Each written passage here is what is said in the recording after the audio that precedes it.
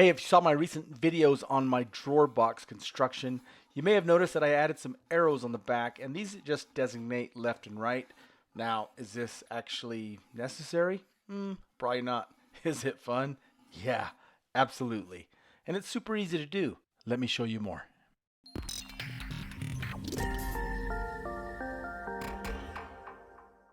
So to start, I cut a triangle about the rough shape or size that I needed.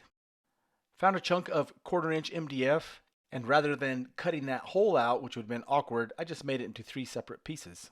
And then assembled it with a little bit of cyanocrylate. As I was editing this video, I was actually surprised that I didn't use a belt sander here.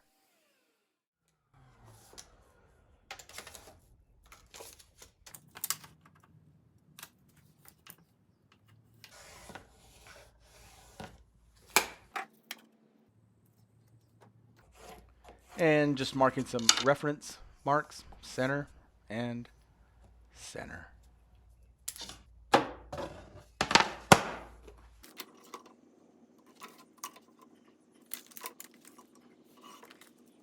You may have heard me say that I live next door to a sod farm, and so you can hear their equipment running in the background. Makes it tricky to record sometimes.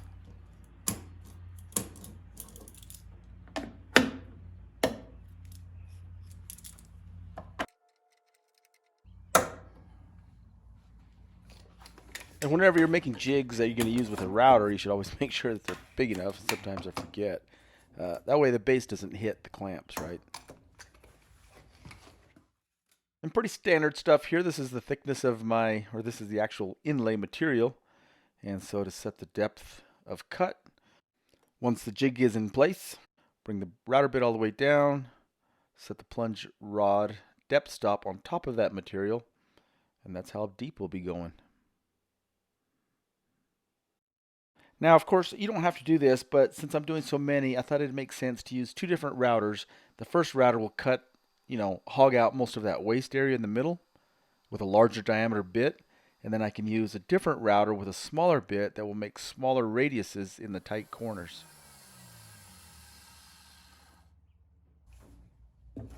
So here I have my second router, and since I already have the depth of cut established from the first router, I can just drop the bit down within that cavity, lock the knob in place, and I'm ready to go. And of course, the combination of the router bit and collar with the first router cut slightly less, further away from the template than this router will cut. But using one router with an 1/8 inch bit would take forever to hog out that interior. All right, awesome. So now I'm cutting all my pieces, my inlay pieces, to the same size. You can see I have them taped up, cutting them to where they're the exact same size, and so we could start to cut all those. And here I just have a crosscut sled at my table saw. I've matched the angle with a bevel gauge and an angle finder. And then notice that I'm cutting in the direction of the point. That way those tips come out nice and crisp. And I can hold those small pieces down safely with a sanding block. I keep that veneer sandwich, I guess you could call it, taped up, and I could take it to the bench vise and just clean up those saw marks and maybe adjust the angle a little if I need to. Looks like a piece of plywood, right? All right, so with that stack of inlay pieces, the points are extending way beyond the radiuses, so I need to transfer the actual location of each one of those corners. So that's what I'm doing here.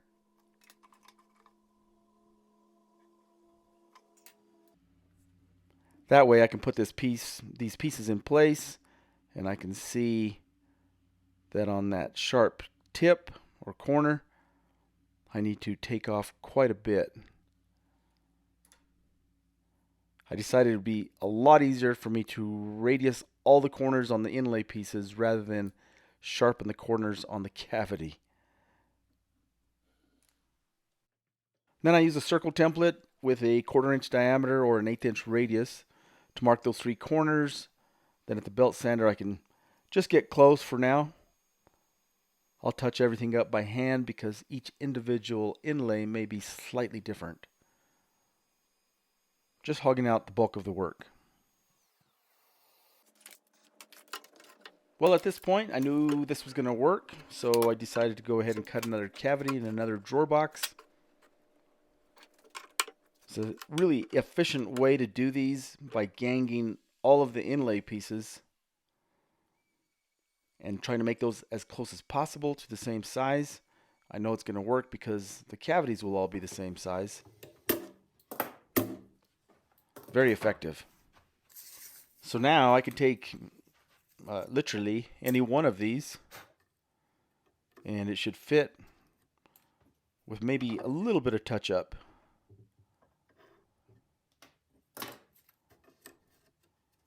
By marking that very end, it doesn't interfere with the overlap, and I can see that it's going to work. I'm going to have a corner here and there that needs touched up. Always important to add a little bit of back bevel, not too much. Incidentally, if you get one stuck, you can just blast it with a shot of air. Yeah. All right, we can start gluing these. And I got a piece of plastic so I know it won't stick. I like to initially squeeze all the glue out, wipe the excess off, put the clamp back. All right, that's all of them. I've taken them all out of the clamps, and this is one of the first ones I did, and you can see I've marked 1120. I know it's been plenty of time for that to dry. We can get those flush. Lots of ways to do those. We can use a scraper, sander, belt sander, hand plane, whatever, right? And incidentally, I wanted to show you this real quick. So when I first started cutting these, when I cut in the first one, it was just a tad deep, and it was this one here. It's basically flush, maybe just inset, just a tad, right? So I wanted to raise that up rather than trying to adjust this. I just added 3 pieces of tape. So it's less than a 64th. 4 pieces of tape is 1/64th, or about 15 thousandths. So yeah, fantastic shim without trying to micro adjust this dude.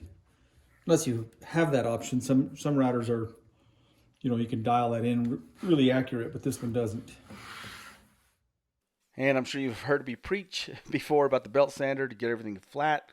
Then I can follow up to finish sand with a DA, sometimes called a dual action. Yeah, man, pretty happy with that.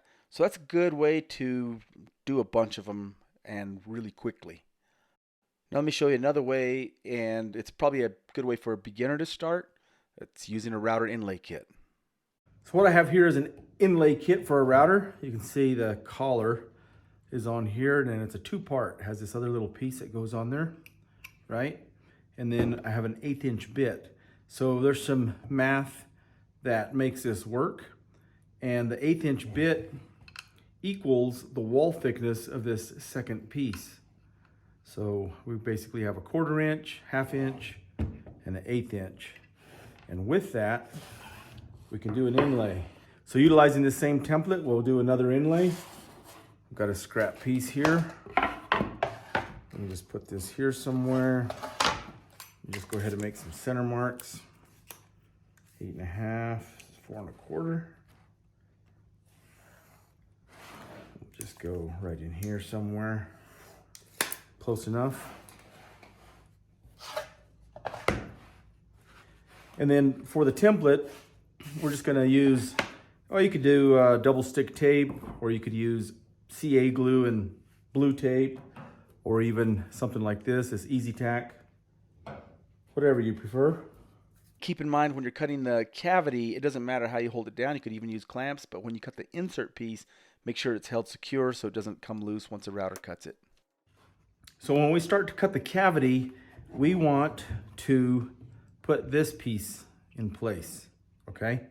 And the way I like to remember is that when I'm making the inlay piece, the insert piece, I want it as large as possible, so you need to remember to remove this. So if you switch that, it won't work. So let's put this guy in place, and we'll make this cut. We need to set the depth, and so what I'm gonna do is I'm gonna put the router in place, bring the bit down till it just makes contact, lock the lever.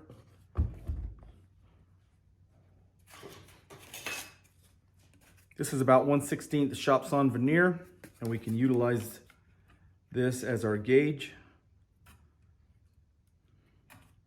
We'll be going that deep. Now, I love using 1/4" MDF for jigs because if there's curves and irregular shapes, it's easy to shape. And if you're doing a bunch of these, you can harden the edge of that template with some CA glue. Good little tip.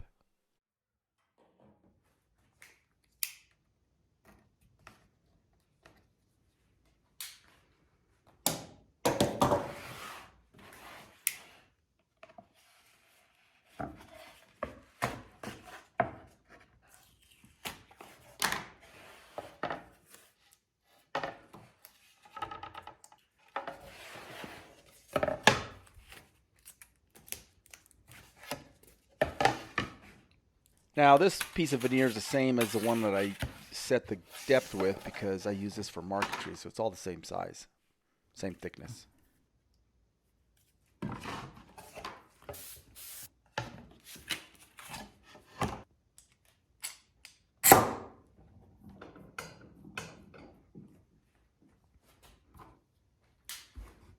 Of course, for the insert piece, we want to remove this little collar.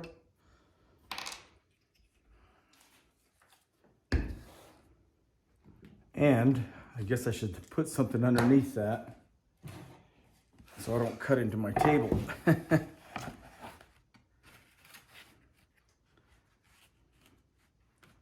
That should work.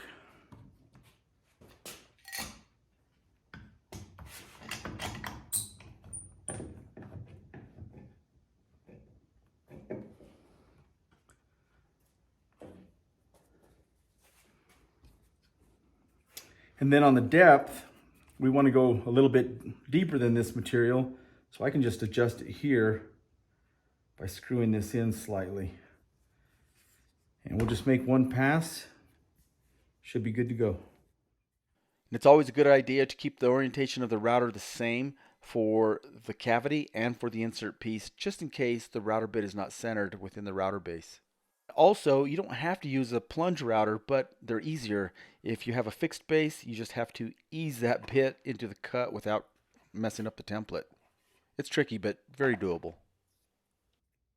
Then, of course, you can see that, the outside of the insert piece is going to have sharp corners, and the cavity is going to have corners created by the router bit. So you can do one of two things. You can either sharpen these up so this will fit, or you could round these. Either way will work, just depends on what you prefer.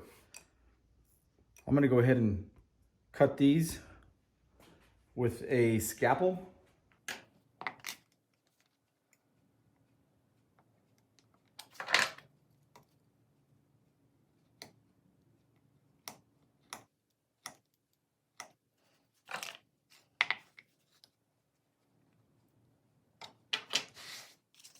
Now there's another method of doing an inlay. Works great for organic shapes like maybe a leaf, where you don't want to take the time to make a template. You simply make the insert piece, the inlay, and you can just tape or lightly glue that into place and then trace around it with a scalpel or a razor knife, and then you create cavity a number of ways. You could do it by hand. You could utilize a router to get the bulk of it and then clean it up. A lot of ways to do things. Then you can take your piece and slightly back bevel it. Doesn't take much. You want a very slight back bevel.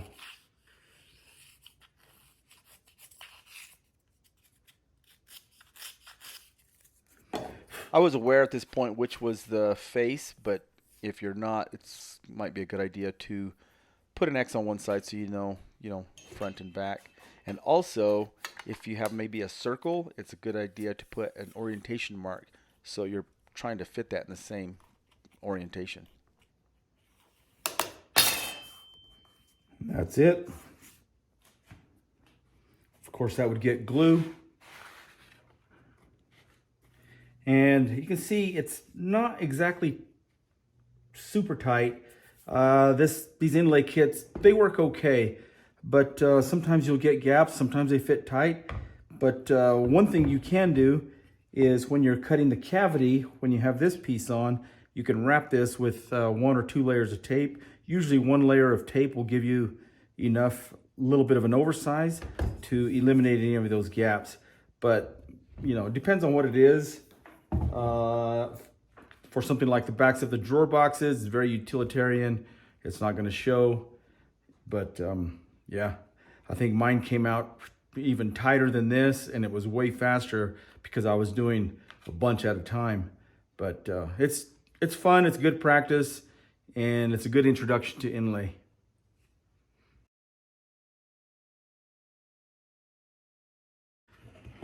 Incidentally, you can take this same principle, check this out. If you have a really large inlay, maybe in a floor or something, you can take the same principle and extrapolate that math to accomplish the same thing. So I've got a 1/2 inch bit, 1 inch collar, and a 2 inch, this is actually a bearing, but it has a 1 inch ID hole, and this would slip over that collar and accomplish the same thing, just on a much larger scale. Of course, this one is 1/8 inch bit, 1/4 inch collar, and then overall this is a 1/2 inch. But this wall thickness is what counts for, well, as related to the diameter of the bit. So this is an 1/8 inch wall thickness, 1/8 inch bit. Same thing here, 1/2 inch wall thickness, 1/2 inch router bit.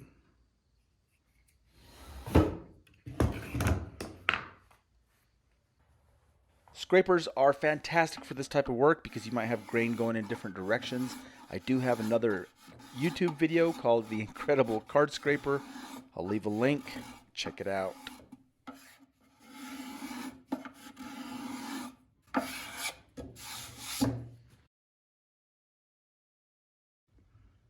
All right, there we have it. 14 drawer boxes, and got all these inlays, I guess you'd call them, in 10 of them. So this designates left or right. They all came out beautiful. They're tight. They're all tight. Relatively quick and super easy. And one thing that'll make these things look even better is a splash of lacquer, right? Get that color to pop. All right, not the best photo, but you get the idea. So hopefully this helps somebody out there. And as always, thank you tons for watching. Remember to click like and subscribe, yeah?